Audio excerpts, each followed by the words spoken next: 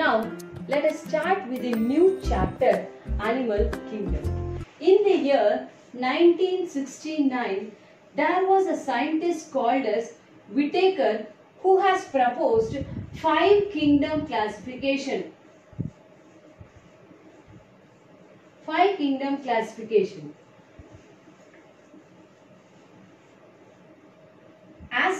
As we are talking about the entire species in the world, there are numerous number of living organisms which are not even being identified. So, to identify such species and to recognize the functions of that particular species, the system of classification was being proposed by various scientists. Out of all the scientists who have performed this type of classification, the scientist who is called as Whittaker, his classification of species was highly acceptable by all other different scientists also. So, coming to the 5 kingdom classification, the first classification is the Monera.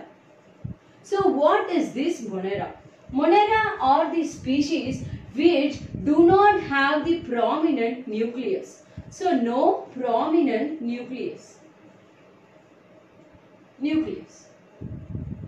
As they don't have prominent nucleus, they are coming under the prokaryotic species. They are unicellular organisms. Okay, so coming to the Monera are the unicellular organisms. As they don't have the prominent nucleus and any membranes, no membranes around any organelles, they are coming under the prokaryotic, and hence this Monera was called as the prokaryotic unicellular organisms. So for this we can say the example of bacteria. We can take the example of bacteria. Then the next kingdom of classification is called as the Protista.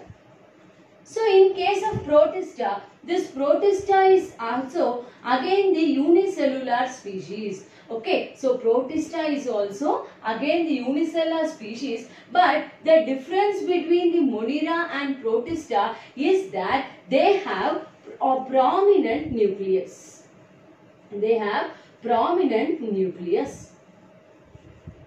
Hence, these come under the system called as the eukaryotes. Let us take for this, hence this Protista, they are called as unicellular eukaryotic species, and we can go for the example with, what is that? Amoeba, Paramecium. Okay, so these are the examples of the kingdom Protista. Then coming to the next kingdom, fungi. Fungi are the multicellular species. What do you mean by the term multicellular? So as we all know, unicellular are the species which are made up of only one cell. Multicellular, it implies these fungi are the combination of many cells. So this fungi, they are multicellular organisms. They always grow on moist places. Okay, they all grow generally on the moist places. Right. So let us take the example of this multicellular species, fungi like mushrooms. Right. Then coming to the next kingdom, which is called as Plantae. So coming to the Plantae is also the multicellular species, but the special feature of this kingdom Plantae, they are purely autotrophs. What do you mean by the term autotrophs? The autotrophs means the species which are able to synthesize their own food. Okay, the species which are able to synthesize their own food. So such species are called as the autotrophs. So coming to the plantae, the leaf part of the plantae, the leaf part of the plants consists of a special pigment called as chlorophyll, which traps the light energy from the sunlight, and it supports the process of the photosynthesis. It supports the mechanism of photosynthesis. Then coming to the last kingdom, it is our kingdom Animalia. So Animalia is also the wide range of multicellular species. So Animalia is also the wide range of multicellular species. So coming to the kingdom Animalia, they are, what is that? The cells which are arranged in the kingdom Animalia is different in such a way that we all generally know that the simple phenomenon, what is that? The cells, they combine together to form tissues, the tissue combine together to form organs, organs combine together to form organ system, and this organ system combines together to form an organism. So based on these criteria, these species are arranged in case of the Animalia.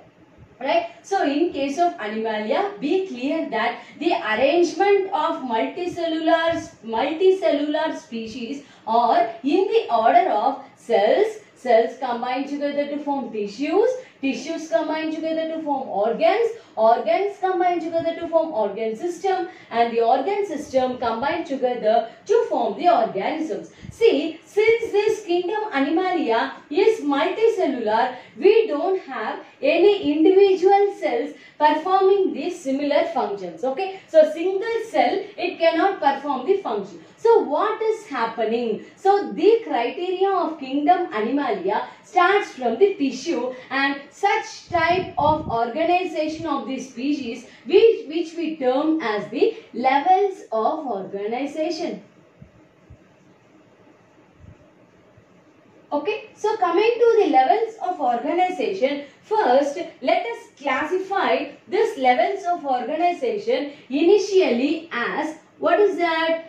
Cellular level of organization. So cellular level of organization. So you may get a doubt that what I have told, since these are multicellular species, there is no use for the individual cells. Then what is the cellular level of organization? In case of the cellular level of organization, the multicellular species, the cells, the species are made up of many cells, and these cells are loosely aggregated so that there is no connection or no combination between each and every cell. That is, all the cells are independent and they are performing its own functions. So such type of species comes under the cellular level of organization, and we can take the example as sponges. Okay, so we can take the cellular level of organization. We can take the example of sponges. Then next one, after the cellular level of organization, next one is tissue level of organization. So what do you mean by the tissue level of organization? So coming to the tissue level of organization, these cells, they combine together to form tissues. Here, these tissues, the cells are tightly packed. Here, what is that? The cells are tightly packed.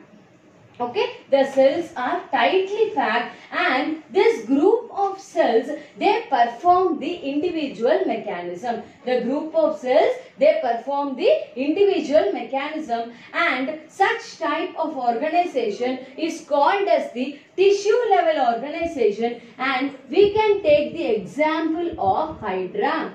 So Hydra comes under the tissue level of organization. And coming to the next level of organization is the organ level of organization. So coming to the organ level of organization, the tissues, they combine together to form the organs. The tissues, they combine together to form the organs. So this cluster of tissues, they combine together to form a kidney, to form an organ called as heart.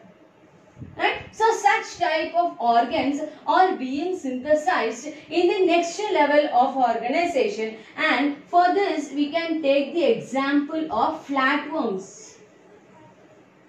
Then coming to the next one, it is the organ system level of organization. So coming to organ system level of organization, see this kidney. So organ level of organization is that the tissues, they combine together to form a particular organ. So kidney is formed for the elimination of the metabolic waste. Heart is being formed for the pumping of the blood. Like lungs is formed for the exchange of gases. Right? So this taps in the organ level of organization. So coming to the organ system level of organization, we can purely say that the kidneys, they combine together to form the excretory system. They form the excretory system. And then heart, they form many blood vessels, and they form the circulatory system. And the lungs, they perform the respiratory system. Likewise, what happens? These organs, they combine together to form the organ systems, and these organ systems, they together combines to form a perfect organism. So you have to be clear that the cells which are present in the kidney need not bother about the cells which are present in the heart. The cells which are present in the heart need not bother about the cells which is present in the lungs. Why? Because each organ bearing the cells which is present in each and every organ has its own responsibilities and its own mechanism of processing their metabolic activities in our body. So, coming to this animal kingdom, still in the upcoming chapter, let us see more and more information about this animal kingdom, and let us be too fascinating and be too innovative, knowing many things about the vast or wider diversity of organisms among these species. Thank you.